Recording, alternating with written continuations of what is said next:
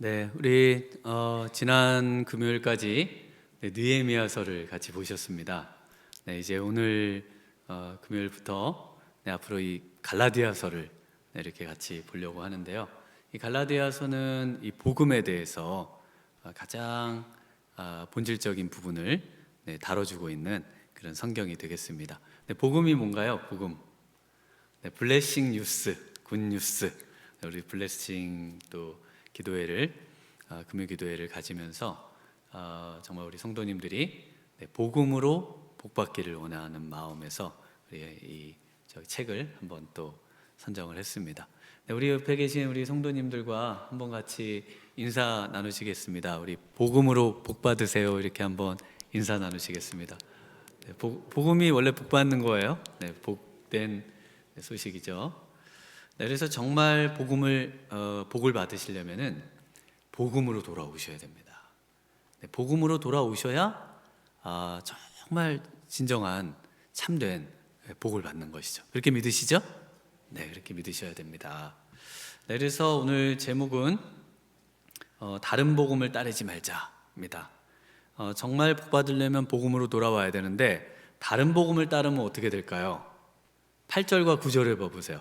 8절과 9절에 보면 읽으신 본문에 뭐라고 돼 있어요? 저주를 받는다고 돼 있잖아요. 그래서 복의 반대가 저주 아닙니까? 그래서 복음을 잘 배우시고 또 그것을 따라 사는 삶을 살아야 진정 복을 받는 거지, 다른 복음을 섞어 살거나 다른 복음을 따라 살면은 저주를 받는다. 네, 우리 하나님의 말씀인 줄 믿습니다. 네, 오늘 이 복음에 대해서 같이 또 우리가 한번 생각을 앞으로 계속 좀 해보도록 그렇게 하겠습니다.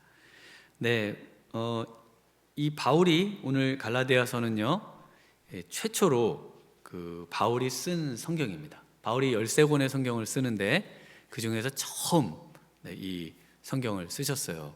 그래서 이 성경 갈라디아서를 쓰시면서 성경을 이 서신을 쓰니까 굉장히 교회에 유익이 되고 또 효과가 좋았다는 걸 보고 이 서신을 쓰는 일을 그 바쁜 와중에도 이제 앞으로 계속해서 시간이 날 때마다 서신을 써서 각 교회들에게 보내는 일을 하게 됐습니다.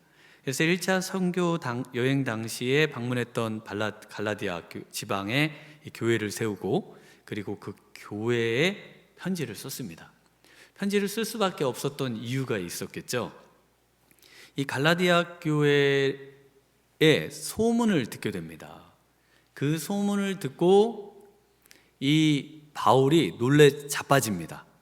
그래서 다시 갈라디아 지방으로 갈 수는 없고, 그래서 할 수 없이 지금 이 서신을 강력한 편지를 써서 교회를 깨우고 바로잡는 일을 하는 겁니다. 그 놀란 이유가 6절에 나옵니다. 6절을 한번 같이 읽어보겠습니다. 그리스도의 은혜로 너희를 부르신 이를 이같이 속히 떠나 다른 복음을 따르는 것을 내가 이상하게 여기노라. 네, 하나님을 그 엄청난 은혜를 받고 엄청난 성령의 역사를 경험했는데 하나님을 이렇게 속히 떠나는 그 다른 복음을 따르는 그것을 보고 이상하게 여겼다라고 말합니다. 그래서 속히 하나님을 떠나서 다른 복음을 따르는 것, 이것에 놀래 자빠졌는데요.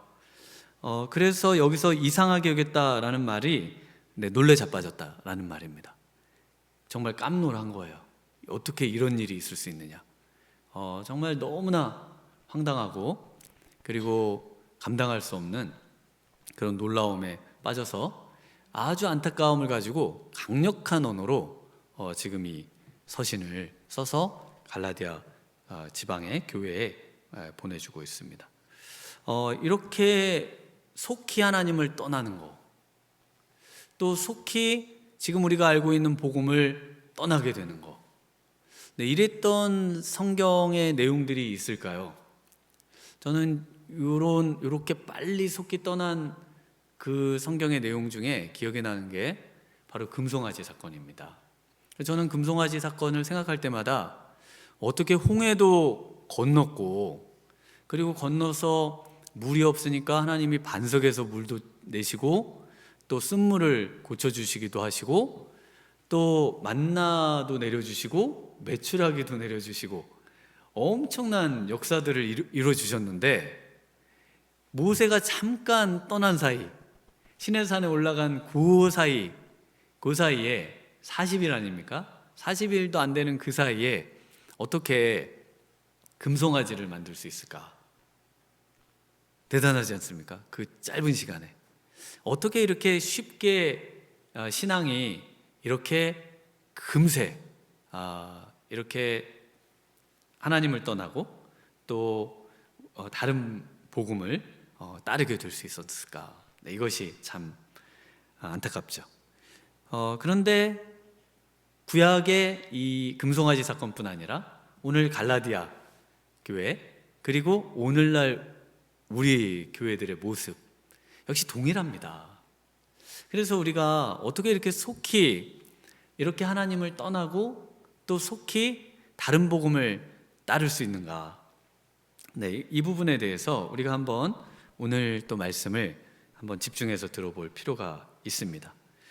그래서 우리 7절을 한번 그 실상, 속히 떠나는 것의 실상을 한번 보겠습니다. 7절 한번 읽어볼게요. 다른 복음은 없나니 다만 어떤 사람이 너희를 교란하여 그리스도의 복음을 변하게 하려 함이라. 그래서 이 속히 떠나는 것 때문에 혼란이 일어나고, 그리고 우리가 믿었던 참된 복음이 변질되는 그런 효과를 가져오면서, 그러면서 참된 하나님의 복을 누리지 못하고 이 세상을 살아가는 그런 그리스도인이 되더라는 것입니다. 그래서 이 사도 바울이 지금 간절한 마음으로 편지를 쓰는 이유, 다른 복음은 없다는 겁니다. 다른 복음은 없어요. 복음은 딱 하나고 다른 것은 다 거짓이고 짝퉁이고 가짜예요. 그래서 이 다른 복음을 따르면 안 된다라고 강력하게 말하고 싶어서 이 서신을 쓰고 있다. 그래서 다른 복음을 따르지 말자라는 것입니다. 네, 신앙생활 하시다가 우리가 신앙생활을 이제 그만하시는 분들, 또 떠나신 분들, 교회를 떠나신 분들, 네, 왜 떠나셨던가요? 우리 한번 많은 또 주위에 신앙생활 하시다가 신앙생활을 그만두신 분들 이야기들을 들어보실 수가 있으실 텐데, 네, 미국에서는 교회를 떠나는 교인들이 늘어나면서 지금 현재 20분의 한 교회마다 문을 닫는다고 합니다. 그래서 앞으로 10만 교회가 문을 닫을 것이다 라는 예측을 내놓고 있습니다. 이 교회의 교인들만 떠나는 게 아니라 최근에는 교회의 목사, 또 장로들, 교회 중직자들의 자녀들도 교회를 나오지 않는다고 합니다. 저도 저희 애들 이렇게 생각하면은 교회만 좀 신앙생활만 잘해주면 좋겠다. 다른 거는 뭐 바라지도 않아요. 그냥 어떻게든 저 신앙 안에서 그 신앙생활 잘 해줬으면, 그래서 어떻게든 비율을 맞춰주려고 애를 쓰는데, 하여간 그 참 우리 믿음의 우리 부모님들의 바람은 다 한결같지 않습니까? 우리 아이들이 어떻게 신앙생활에 이렇게 좀 잘 할 수 있을까? 이게 참 관심이 많으실 텐데, 자녀들이 지금 교회를 계속 떠나지 않습니까?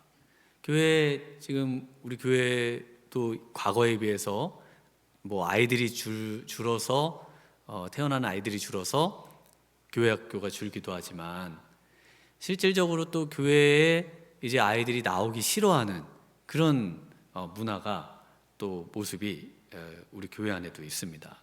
세대 간의 이 갈등들이 있고요. 또 교회의 어떤 이 집단 문화와 또 MZ세대의 이 개인주의적인 이 가치관의 충돌, 이런 여러 요인들을 우리가 생각해 보실 수가 있는데, 근데 오늘 사도 바울은 조금 더 본질적인 이야기를 합니다. 그래서 왜 사람들이 속히 교회를 떠나고 왜 참된 복음을 떠나서 다른 복음을 쫓고, 그것이 마치 복인 양, 그것이 마치 우리에게 생명을 주는 것이냐, 왜 그렇게 빨리 그곳에 떠나게 되는가, 이 부분을 같이 한번 생각해 보도록 하겠습니다. 네, 첫 번째는요, 네, 권위의 문제라고 말씀을 하고 있습니다. 우리 1절을 한번 같이 읽어보겠습니다. 1절입니다. 사람들에게서 난 것도 아니요 사람으로 말미암은 것도 아니요 오직 예수 그리스도와 그를 죽은 자 가운데서 살리신 하나님 아버지로 말미암아 사도된 바울은, 네, 바울이 서신의 첫 마디, 첫 인사를 항상 어떻게 시작하냐면 예수 그리스도의 종 바울은, 아니면 하나님의 뜻을 따라 그리스도 예수의 사도로 부르심을 받은 바울은, 뭐 이런 식으로 예수 그리스도의 종이나 하나님의 뜻을 먼저 이야기하거든요. 근데 오늘 갈라디아서에서는 제일 먼저 뭐가 나와요? 사람이 먼저 나옵니다. 사람들. 그래서 사람들에게서 난 것도 아니고 사람으로 말미암은 것도 아니다로 시작을 합니다. 왜냐하면 이 사람이 지금 이 교회의 문제거든요. 그래서 이 7절에도 보면 사람이 많이 나와요. 어떤 사람들이 나옵니다. 그 다음 10절에 가서 보시면은 오늘 1절에서 10절이죠. 그래서 앞뒤로 이 사람들로 그냥 꽉 차 있어요. 중간에도 차 있고. 그래서 사람들에게 좋게 하랴, 사람들에게 기쁨을 구하랴, 지금까지 사람들의 기쁨을 구하였다면 그리스도의 종이 아니다. 그러면서 사람을 앞에도 얘기하고 중간도 얘기하고 마지막도 얘기합니다. 왜냐하면 사람 사이에 갖는 권위로 지금 사도 바울이 그 사람들의 권위 아래 있어서 그 권위로 복음을 전한 게 아니라는 거, 그 점을 지금 굉장히 강조해서 말을 하고 있습니다. 사람은 지금 우리가 이렇게 사회생활을 하거나 우리 가정이나 교회에도 보면은 다 이게 어느 정도 이 순서가 있잖아요. 그래서 누구의 말을 듣고 또 그 위에 상관이 있으면 상관의 말을 듣고, 그래서 이 권위의 체계들이 있습니다. 그러니까 이 군대하고 같은 거죠. 군대에 계급이 있고 그 계급에 따라 그 권위에 따라 순종을 해야 되는 거잖아요. 그러니까 사도 바울이 지금 그 사람들의 서열에 따라 복음을 전하는 게 아니라, 이 복음은 사람들의 서열에 따라 정해지는 게 아니다 라고 아주 강력하게 이야기하면서, 하나님께서, 특히 예수님께서 직접 임명하신 사람, 이 직접 임명한 사람을 뭐라고 합니까? 사도라고 합니다. 그러니까 우리는 사도가 될 수가 없어요. 사도는 지금 여기 12명으로 이렇게 딱 국한된, 우리 예수님께서 직접 부르신 그 사람들만을 가리켜서 사도라고 부르거든요. 그러니까 오늘날 사도라고 부르는 사람들은 다 가짜인 거예요. 직통계시로 뭐 하나님께 뭘 받는다, 그런 건 없어요. 물론 하나님께서 우리 개인적으로 기도에 응답해 주시거나 우리에게 또 말씀을 주시거나 할 수는 있지만, 성경의 권위를 갖는 것 같은 그런 말씀의 권위는 지금 이 시대에 예수님께서 직접 임명하신 이 사도들 외에는 없는 겁니다. 그래서 사도 바울이 지금 그 부분을 굉장히 강조하고 있어요. 사도 바울의 권위를 인간의 권위 아래로 지금 추락시키려고 하고 있거든요. 그래서 사도 바울이 전한 복음을 속히 떠나게 만든 사람, 사도 바울의 권위를 인간의 권위 아래로 넣는 사람들이 누군가 하면은 우리 7절에 나옵니다. 그 7절이 누굽니까? 그 7절이 어떤 사람이라고 나옵니다. 이 어떤 사람들은 어떤 사람일까요? 어떤 사람인가 하면 갈라디아서 2장 12절에 나오거든요. 그래서 지금 성경이 있으시니까 보시면 야고보에게서 온 어떤 이들이 있습니다. 이 역사적인 증언에 따르면은 예루살렘의 교회의 수장이 누굴까요? 예루살렘의 교회의 수장을 보통은 베드로 이렇게 알고 계시는데, 실제적으로 뭐 유세비우스나 또 그 옛날의 역사책에 보면은 교회의 수장이 야고보입니다. 예루살렘 교회의 수장이 야고보예요. 그래서 이 야고보 감독이 실질적인 권위가 가장 높았던 사람입니다.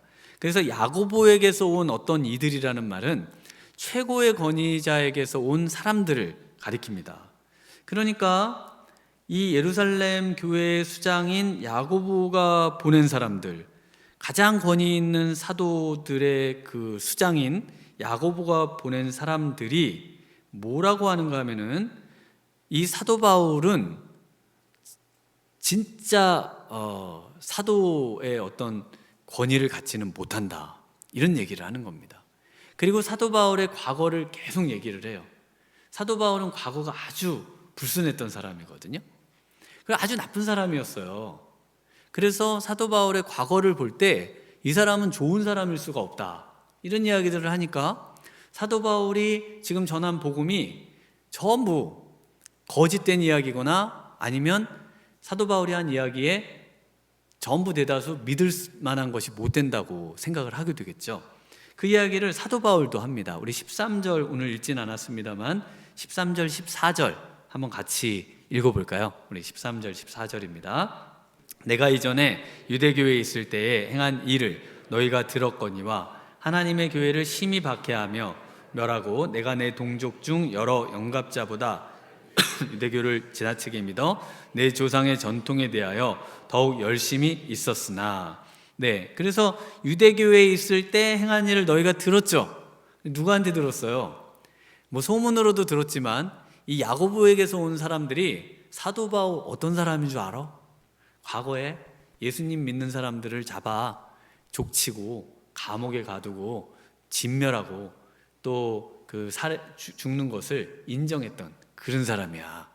그러면서 사도 바울을 계속해서 비방하죠. 그러니까 이 사도 바울을 음해하고 그 권위를 깎아내리기 위해서 과거에 있었던 카더라 뉴스를 교회에 계속해서 이야기를 하는 겁니다. 계속해서 여러분이 안 좋은 이야기를 계속 들어보세요. 그러면은 그 사람의 말을 믿을 수 있어요? 믿을 수가 없잖아요. 왜냐하면 그 사람은 과거에 좋지 않은 사람이었는데 사도라고 지금 나타나서 하나님의 말씀이라고 하는데 전부 사기꾼 같고 전부 거짓말 같고 전부 이상한 말을 하는 나쁜 사람 같고, 그 사람이 신뢰가 안 되는데 그 사람의 말을 신뢰한다는 거, 이것은 어려운 일입니다. 그래서 지금 이런 이야기를 바울이 듣고 서신을 쓰면서 하는 얘기가 뭐냐면은, 사람들에게서 내가 지금 받아가지고 이걸 내가 조작을 해가지고 이걸 아주 그럴싸하게 만들어가지고 이거를 전하는 게 아니다. 이 말씀은 하나님의 말씀이다. 하나님께서 직접 나에게 주신 하나님의 말씀을 너희에게 전한 것이다 라고 강력하게 주장하고 있는 겁니다. 그래서 우리의 싸움은 결국 권위의 싸움인 겁니다. 우리가 누군가의 말을 듣잖아요. 그러면 그 말을 잘 들을 수밖에 없는 사람은 누굴까요? 우리보다 권위가 높은 사람인 거예요. 우리가 권위를 부여한 어떤 사람의 말을 잘 듣는 겁니다. 건성으로 들을 수 없는 거는 그 사람이 권위를 갖고 있을 때만 그런 거예요. 그렇지 않으면 다 이거 흘겨 듣게 되는 거거든요. 제가 초등학교 때 별 볼 일이 없는 존재였죠. 반장이 있고 부반장도 있고 다 있는데 선생님이 한 5학년쯤 됐습니다. 선생님 이름도 생각나는데 그 선생님이 저를 부르시는 거예요. 그러시더니 저한테 뭘 좀 사오라고 부탁을 하신 겁니다. 그래서 제가 너무, 선생님이 어떻게 나 같은 저 공부도 못하고 저쪽에 이렇게 구석에 있는 나를 사랑하사 이렇게 중대한 이런 임무를 맡겨주셨을까. 그래가지고 제가 그 돈을 받고 말씀하신 것을 안 까먹으려고 계속 외우면서 그 얘기를 계속, 그 숫자랑 그 물품을 잊어버리지 않으려고 계속 암송하면서, 그러면서 가서 그걸 사다가 선생님을 드린 적이 있습니다. 제가 지금까지도 기억을 하는 거거든요. 왜냐하면은 그 엄청난, 그 당시 선생님 굉장히 권위 있으신 분이시죠. 그 선생님이 나 같은 자에게 반장도 아니고 아무것도 아닌 분반장도 아니고 아무것도 아닌 나에게 그런 걸 맡기셨다는 게 너무 감사하잖아요. 그래서 제가 그걸 외우면서 끝까지 기억하면서 그걸 임무를 완수했던 기억이 있습니다. 우리가 교회 문을 나서는 순간 오늘 갈라디아서 말씀 잊어버리실 거죠. 그런데 이거를 왜 잊어버리실까요? 이걸 목사가 저기 앞에 서 있는 사람이 말을 지금 뭐 이렇게 저렇게 하는데 뭐 재밌는 얘기도 좀 하기도 하고 뭐 아니면은 근데 뭐 그냥 잊어버려도 될 것 같은 거예요. 왜냐하면은 하나님께서 저를 통해서 우리 성도님들에게 말씀을 하고 계시는 그 원 말씀을 하시는 분 하나님이시죠. 믿으십니까? 그 하나님의 말씀과 음성을 들으려고 하는 하나님을 향한 그 권위를 잊어버렸기 때문에 그렇습니다. 여러분들이 지금 말씀을 들으시면은 제가 이제 제일 어려운 게 뭐냐면은 저도 뭐 사실 유튜브나 이런 걸 통해서 다른 목사님들 설교도 듣고 합니다. 그런데 여러분이 정말 그 말씀을 들으면서 그 뒤에 계시는 하나님이 나에게 뭐라고 말씀하시는 거 정말 그 말씀을 듣고 계신가? 저는 이거를 물어보고 싶어요. 정말 이걸 너무 물어보고 싶습니다. 그 엄청나게 많은 말씀을 듣는데 정말 그 가운데 하나님께서 나에게 뭐를 순종하기 원하셔서 뭐를 하기 원하시는지 그걸 정말 내가 듣고 있는가? 그걸 한번 좀 생각을 해보시면 좋을 것 같습니다. 그래서 저는 하나님께서 오늘날도 이렇게 스피커를 세워가지고 하나님의 말씀을 대언하게 하시는 이유가 있다면 하나님께서 저를 통해서 성도님들에게 말씀하기 원하신다는 겁니다. 여러분 믿으십니까? 여러분 믿으셔야 돼요. 안 그러면은 그냥 여기다가 대형 스크린 있잖아요. 그러면 제일 여러분들이 유명하고 뭐 듣기 좋은 투표해가지고 그분 말씀은 그냥 들으면 되지 않을까요? 저는 그렇다고 생각을 합니다. 왜냐하면 그렇게 또 신앙생활하는 분들도 많잖아요. 그럼에도 불구하고 인격이신 하나님이 인격인 저를 세우거나 목회자를 세워서 그 공동체에게 뭔가 죽어라 제가 열심히 하나님의 말씀을 연구하고 기도해가지고 뭔가를 전한다는 거는 그 뭔가 좀 뭐가 의미가 있지 않을까요? 여러분이 한번 생각해 보실 수 있을 것 같아요. 그래서 여러분이 그 귀한 시간 집에서 그 방송 틀고 그래가지고 듣고 그렇지 않고 이 자리에 나와가지고 그 하나님의 말씀을 저를 통해서 듣는다는 거, 이 시간을 낸다는 거, 이것이 얼마나 이 귀한 것인가. 그리고 이 속에서 정말 지금 이 한 가지에 집중해서 하나님이 나에게 뭘 말씀하시는가에 대해 집중하면서 그 하나님의 권위를 인정해내는 거, 이것이 우리 신앙생활에서 제일 중요하다는 겁니다. 신앙생활은 결국 권위의 문제입니다. 권위의 싸움이에요. 내가 누구의 권위를 인정할 것인가? 우리 하나님의 권위를 인정해야 되는 줄 믿습니다. 하나님의 말씀은 곧 하나님이 직접 우리에게 전해주시는 말씀인 줄 믿습니다. 이것을 확신해야 돼요. 이것이 확신하지 않으면요, 하나님의 말씀 말고 유튜브 틀면요, 요즘 뭐 좋은 무슨 강좌들, 인문학 강좌를 비롯해서 자기계발 강좌, 그 다음에 뭐 많아요. 정말 많아요. 그런 가르침에 사람들이 하나님의 말씀보다 그런 가르침을 오히려 더 권위를 두고 그 가르침을 따라서 살아가려고 하는 경향이 너무 많습니다. 그러니까 하나님의 말씀이 있고 다른 가르침이 있으면 이렇게 쉽게 넘어가는 거예요. 왜요? 여기에 권위가 없으니까요. 여기에 권위를 부여하지 않는데요. 그러니까 넘어가는 겁니다. 그래서 이 브랜드 파워라는 말이 있지 않습니까? 브랜드가 곧 파워라, 권위라는 말입니다. 그래서 이 브랜드가 지출하지 않았을 비용을 지출하게 만들었다면 그 브랜드는 파워, 권위를 갖는 것이다 라는 겁니다. 그래서 우리가 어떤 제품을 보면은 이 제품이 이거는 구입을 해줘야 돼, 이걸 안 해주면 안 돼, 이런 마음을 갖잖아요. 그 회사에서 뭐가 나오거나 그러면 막 줄 서서 그걸 구입을 하잖아요. 브랜드 파워죠. 권위를 갖습니다. 그래서 필요 이상의 지갑을 열게 만들고 구매를 하게 만드는 그 힘, 이게 권위입니다. 하나님의 권위는 뭔가요? 하나님의 권위도 마찬가지예요. 여러분에게 정말 하나님이 권위가 있으시다면은 여러분의 모든 것을 중지하고 하나님의 말씀을 들으러 나오고 하나님의 말씀에 순종하고 하나님 앞에 나와 하나님 앞에 나를 드리려고 하는 그 권위를 인정하는 거. 진정한 파워가 우리 하나님에게 있다. 그래서 이 교회나 기업, 회사 다 마찬가지입니다. 요즘은 다 이 브랜드, 그래서 브랜딩을 요즘 브랜딩 처치, 교회도 이제 브랜딩을 하잖아요. 그래서 그 유명한 교회들이 그 브랜딩을 해가지고 브랜딩을 만들잖아요. 그래서 우리 교회 지금 밖에는 미랄교회로만 써 있잖아요. 그 옛날에는 남서울자가 붙어 있었어요, 항상. 그래서 우리 교회의 원래 그 명칭은 남서울 미랄교회죠. 그 남서울이 이제 저 홍정일 목사님의 그 남서울 교회에서 그 나온 거잖아요. 그게 브랜딩 된 겁니다. 그래서 남서울이라는 글자가 있으면은 믿고 이렇게 좀 참여할 수 있도록 그렇게 돼 있는 거죠.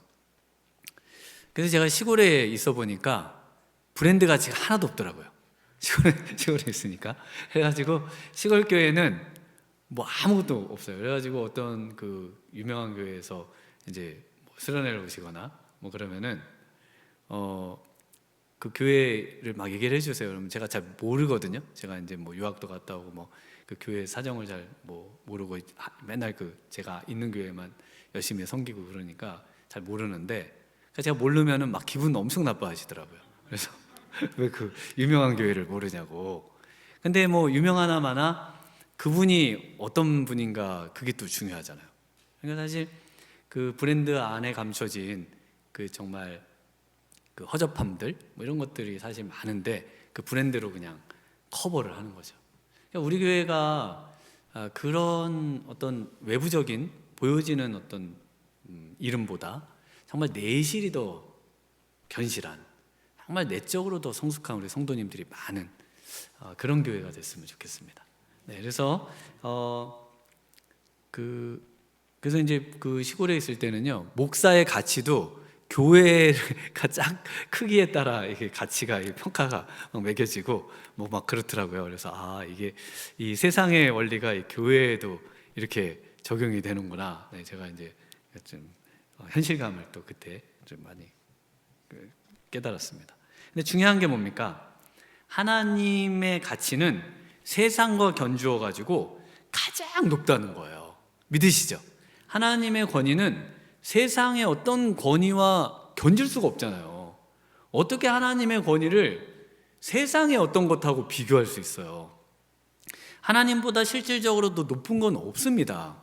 그렇기 때문에 우리가 하나님의 이 복음을 참된 것으로 믿고 하나님께 최대한 이 권위를 인정하면서 그분이 하시는 것을 받아들이고 순종하려고 해야 한다는 것이죠.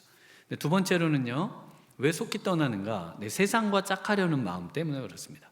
우리 6절과 7절 한번 같이 읽어보겠습니다.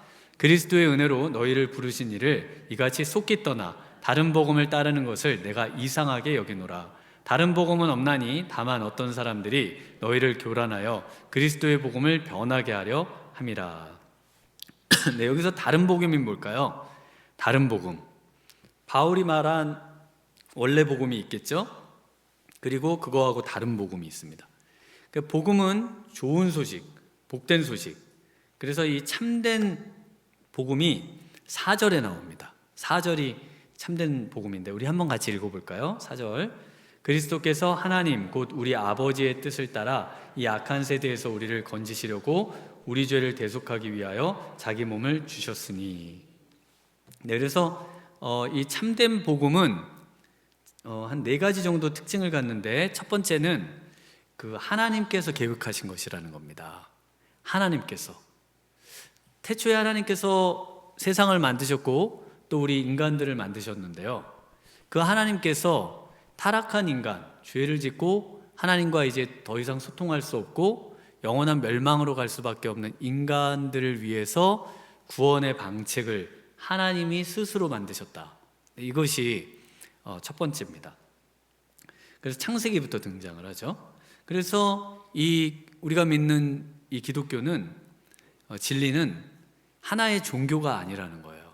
다른 많은 종교들 중에 하나, 뭐 불교도 있고 이슬람교도 있고 또 뭐 여러 힌두교도 있고 뭐 마니교도 있고, 그래서 뭐로 가든지 그냥 이렇게 뭐 진리로 가면 되지, 뭐 우리 종교가 뭐 더 낫다, 우리 종교만이 진짜 종교다, 이렇게 말은 하지 말자, 이런 이제 풍토가 있지 않습니까? 그런데 왜 기독교만 되느냐? 왜냐하면 온 세상을 만드신 하나님이 지금 이 진리를 세상에 주셨고, 이 진리를 온전히 믿고 또 신앙생활하는 곳은 바로 이 기독교밖에 없기 때문에 그렇습니다. 그래서 이것이 하나의 종교가 아니라 유일한 진리다라는 것이죠. 그 다음에 이제 두 번째는 우리 죄를 대속하기 위해서, 그래서 우리 죄를 대속한다는 겁니다. 우리는 그래서 죄인이라는 거예요. 우리가 죄 가운데 있다는 겁니다. 그래서 우리가 죄 가운데 있다고 생각하지 않으면 우리에게는 복음이 필요가 없습니다. 우리가 죄 가운데 있다고 느껴지고, 우리가 죄 가운데 지금 있고, 이 죄로부터 우리 스스로는 도저히 어떻게 해볼 수 없다는 그 마음이 있는 사람들, 그 사람들에게 복음이 필요한 것이죠. 그 다음 세 번째는, 그래서 이 죄를 대속하기 위해서 예수 그리스도께서 자기 몸을 십자가에 달려 죽게 하셨다라는 것입니다. 그래서 이게 이제 1장이 6장하고 만나는데요, 십자가 외에는 자랑할 것이 없다, 이렇게 이제 사도 바울이 이야기를 합니다. 여기서는 십자가를 얘기하진 않아요. 왜냐하면 십자가는 너무 끔찍한 이야기라 뒤에 가서 이제 이야기를 합니다만은, 어쨌든 예수님께서 자기를 이제 몸을 주셨다, 우리를 위해 죽어주셨다는 겁니다. 그 다음에 네 번째, 최종 목적인데요, 그래서 이 악한 세대에서 우리를 건지셨다. 이 4절을 그냥 4개로 말씀하시는 것을, 지금 말씀하시려고 하는 것을 나눠드린 것 뿐이에요. 그래서 이 악한 세대와 최종 목적이 뭔가요? 짝하지 않는 겁니다. 우리는 이제 예수님을 믿으면요, 세상하고 짝할 수가 없는 거예요. 벗이 될 수 없고, 옛날엔 너무 친했는데 이제 복음을 깨닫고 보니까 세상과 나는 물과 기름처럼 나뉘어져 있어요. 그래서 이제 함께 이렇게 뒤섞여서 살 수는 없는 존재가 되어버렸습니다. 지금 이제 예수님을 믿으신 분들은 이제 세상하고 옛날처럼 돌아가서 살려고 해도 살 수가 없어요. 안 되게 돼 있어요. 그런데 그럴 수 있다고 지금 이야기하는 이 다른 복음을 받아들이면 너희는 복받지도 못하고 괴롭고 힘들고 혼란스럽고 온통 삶이 뒤죽박죽 될 것이고, 그렇게 힘든 삶을 뭐 하려 사느냐는 겁니다. 지금 그 얘기를 하고 있는 거예요. 다만 교란시키려고 한다는 것뿐입니다. 그래서 중요한 점은 이 참된 복음에서는요, 우리가 복음에 뭘 할 수 있는 게 없어요. 복음은 그렇습니다. 복음에다가 지금 우리가 뭐 할 수 있는 게 있어요? 우리는 할 수 있는 게 없어요. 그냥 죄져서 그냥 가만히 있으면은 이제 죽는 거 외에는 아무런 뭐 방법이 없습니다. 그냥 가만히 있는 거예요. 그러니까 모든 것을 다 하나님께서 하셨고, 그 하나님께서 하신 것을 우리는 받아들이는 것뿐입니다. 하나님이 하신 것을 전 받아들이고 싶습니다. 그래서 구원받고 싶습니다. 그걸 뭐라고 합니까? 그걸 믿음이라고 하는 거지, 우리가 믿음이 좋아가지고 우리의 믿음이 막 그걸 우리의 것으로 만드는 뭐 그런 작용을 하는 게 아닙니다. 그냥 우리는 아무것도 할 수 없는데 그걸 그렇게 하셨다는 것을 우리는 받아들입니다 라는, 우리의 마음을 여는 거, 우리의 시선을 그분에게 돌리는 거, 이것이 믿음이라고 하는 것이죠. 네. 다른 복음은 뭘까요? 그러면 다른 복음은 첫 번째로 그 당시 복음이라는 말을 헬라 문화, 로마에서는 어떤 용어로 사용했냐면 황제의 즉위나 탄생을 공포할 때 사용하는 말이었습니다. 그러니까 복음이라는 말을 딱 들으면 황제하고 관련이 있어요. 그 당시의 얘기입니다. 구약은 아니고요, 히브리 문화는 아니고 이 헬라 문화에서, 또 로마 문화에서 이야기입니다. 그래서 황제의 이름을 딴 도시, 또 도로들이 그 당시 즐비했고요, 또 황제의 신전들도 도시마다 있었습니다. 그러니까 로마가 원한 건 뭐냐면은 기독교를 믿어도 돼요.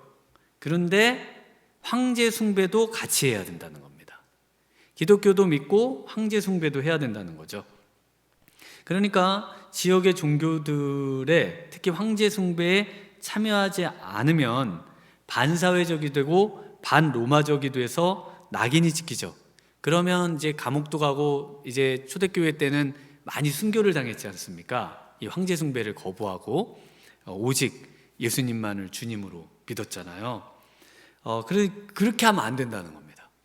다른 복음, 바로 이 황제 숭배를 하는 이 복음을 받아들여야 된다는 겁니다. 예수님을 믿어도 돼요. 그런데 황제 숭배도 해야 됩니다. 예수님도 신이지만 황제도 신이라고 얘기해야 돼요. 예수님도 주지만 황제도 주라고 고백을 해야 돼요. 그 당시에도 황제도 주라고 그렇게 불렸거든요. 주님이라고, 퀴리오스라고 불렸거든요. 예수님만이 아니라. 이거하고 똑같은 목적인데요. 동일한 그 목적, 반사회적이거나 반로마적이 되지 않기 위해서 두 번째 이 복음이 있습니다. 그게 뭐냐면은 유대교로 들어오는 거예요.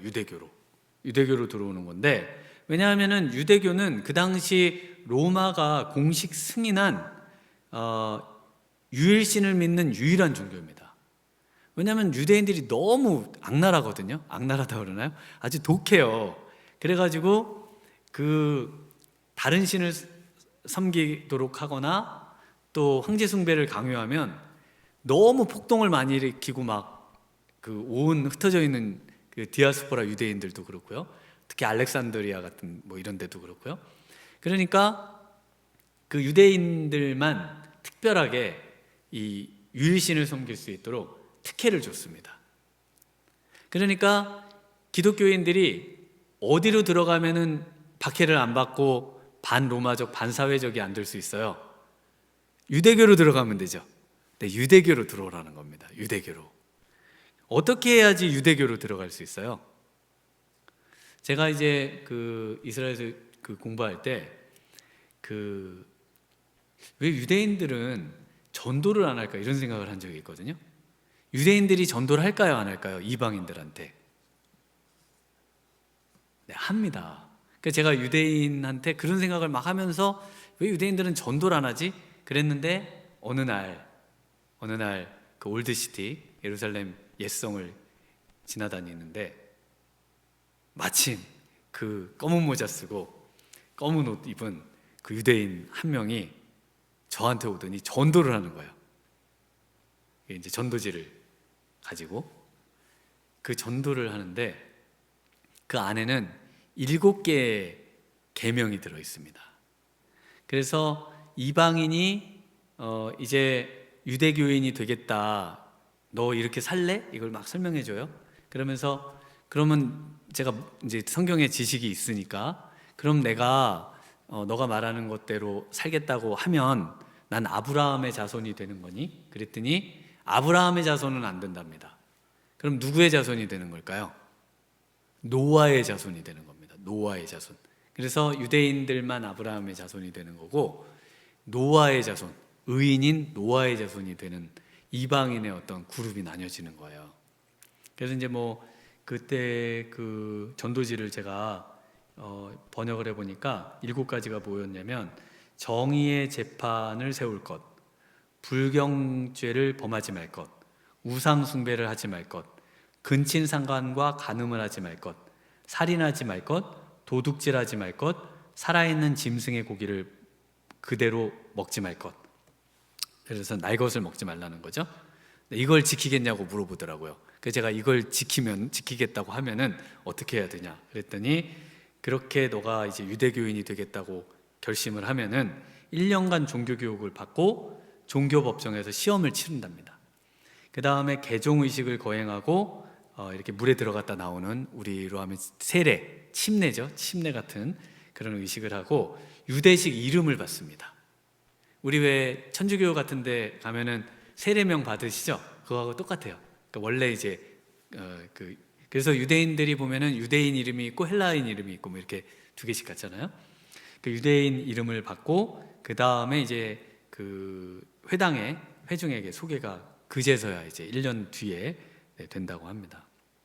제가 이제 이 전도지를 잘 간직했었는데 이사 몇 번 다니니까 어디 갔는지는 모르겠습니다.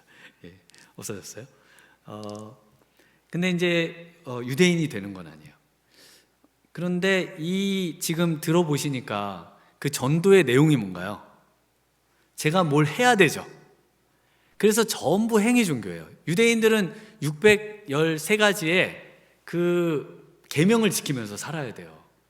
그 날마다 그 계명을 지키면서 사는 종교입니다. 그래서 행위 종교예요.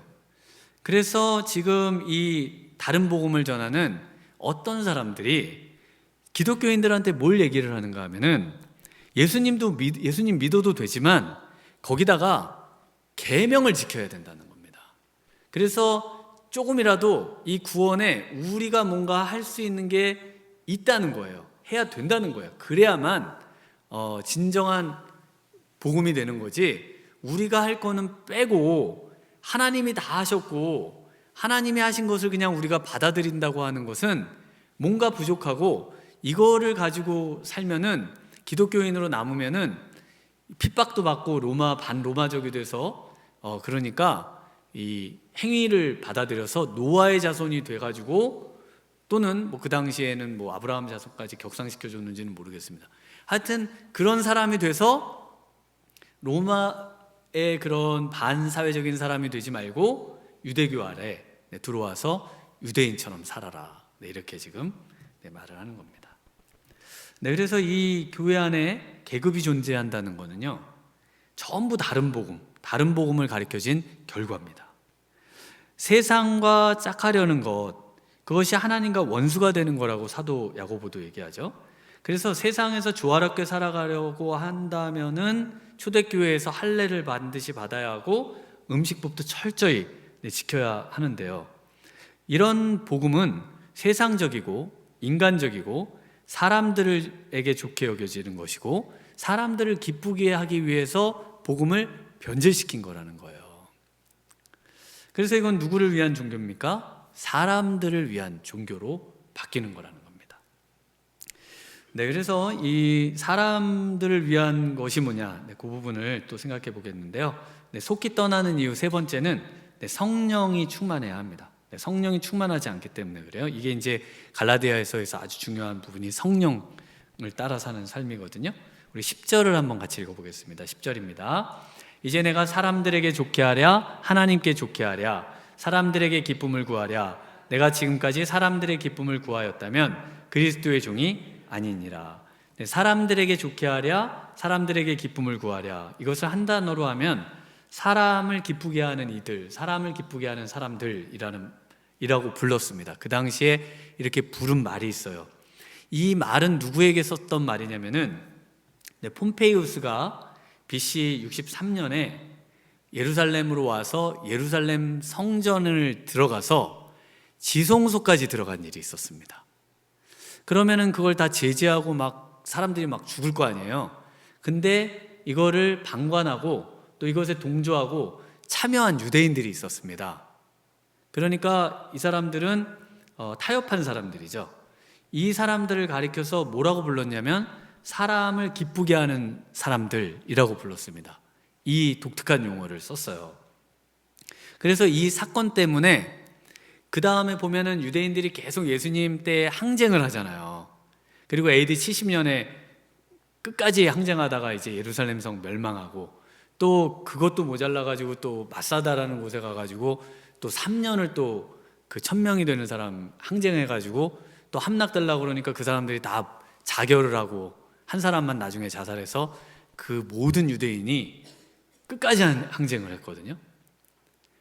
그 끝까지 항쟁한 이유가 뭐냐면 이 폼페이우스가 그 지성소를 들어간 거예요. 대제사장만 들어가는 이 거룩한 곳을 이 군합발을 밟고 들어가 버린 거예요. 그래가지고 이거를 유대인들이 잊지 않고 이것에 대해서 끝까지 저항을 했었죠. 여기서 이 동조했던 유대인들을 가리켜서 사람을 기쁘게 하는 사람이라는 말을 씁니다. 이 갈라디아 교인들에게 자기를 소개하면서 이렇게 쓰고 있는데요, 이 말이 뭡니까? 이 말이 결국은 세상과 짝하는 거예요. 그래서 야고보서 4장 4절에 보면은 가늠한 여인들아 세상과 벗된 것이 하나님과 원수됨을 알지 못하느냐? 그런즉 누구든지 세상과 벗이 되고자 하는 자는 스스로 하나님과 원수되는 것이니라. 너희는 하나님이 우리 속에 거하게 하신 성령이 시기하기까지 사모한다 하신 말씀을 헛된 줄로 생각하느냐? 세상과 벗된 이유, 타협한 이유, 성령을 소멸하고 성령을 시기하게 만들었기 때문이라는 겁니다. 그러니까 우리 안에 믿을 때 받은 성령, 우리 3장을 한번 찾아볼까요? 오늘 이게 서론 겹 이렇게 얘기하다 보니까 좀 길어졌습니다만, 우리 3장 1절에서 3절 우리 한번 같이 읽어보겠습니다. 어리석도다 갈라디아 사람들아, 예수 그리스도께서 십자가에 못 박히신 것이 너희 눈앞에 밝히 보이거늘 누가 너희를 꾀더냐? 내가 너희에게서 다만 이것을 알려 하노니 너희가 성령 받은 것이 율법의 행위로냐 혹은 듣고 믿음으로냐? 너희가 이같이 어리석으냐? 성령으로 시작하였다가 이제는 육체로 마치겠느냐? 네, 이게 제일 중요한 구절입니다. 성령으로 시작하였다가 육체로 마치겠느냐? 지금 성령을 예수님 믿을 때 성령 받고 성령으로 살다가 어떻게 속히 세상으로 가고 속히 타협하는 사람으로 가고 속히 황제 숭배로 가고 이럴 수 있느냐? 이럴 수 있는 이유가 뭐라고요? 성령을 속히 떠나서 육체로 살더라는 겁니다. 성령을 떠나서 육체로 사는 순간 내가 예수님을 믿는 사람이 맞나? 교회 한 몇 주만 빠져보세요. 그럼 내가 원래 교회를 다녔던 사람이 맞나? 이런 생각 드실걸요? 성령을 떠나 사는 순간 내가 정말 이거 예수님을 믿었던 사람이 맞나? 이런 생각이 들어요. 그래서 우리가 날마다 성령 충만하고 성령 안에 살려고 노력해야 됩니다. 성령 안에 살려고 노력해야만 우리가 정말 주님 안에서 떠나지 않고 속히 떠나지 않고 다른 복음에 현혹되지 않고 다른 복음 때문에 신앙을 타협하지 않고 정말 그 신앙을 굳건히 지키면서 우리 주님이 주시는 정말 참되시고 살아계신 하나님께서 내려주시는 그 놀라운 복을 우리가 받으면서 살 수 있다라고 말씀하고 있습니다.